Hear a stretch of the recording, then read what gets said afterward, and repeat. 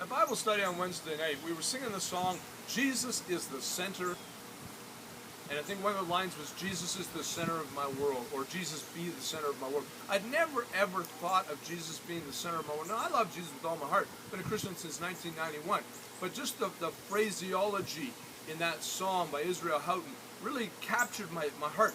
And it started painting a picture in here of several things, but the one thing I started to think about was, in the year 1615, the belief on the planet was that all the planets and the sun revolved around the Earth.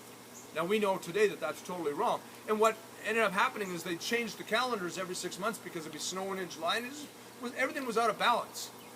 Galileo came along with this theory that the sun was the center of the universe and that all the planets revolved around that, including the Earth. Well, the persecution on the planet was so strong that they threatened to burn him. He was actually put under house arrest because they didn't want this theory coming out. Well, here's the fact. Jesus has to be the center of our world. If Jesus is not the center of our world, parts of it is going to be out of balance. I know in my life, when Jesus wasn't the center of my life, and in the areas that Jesus isn't the center of my life, they're out of balance.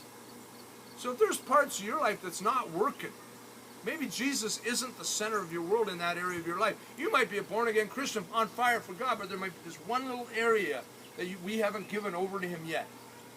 I encourage you today, is Jesus the center of your world? If not, make Him the center of that. Say, Lord Jesus, I give this area to you right now.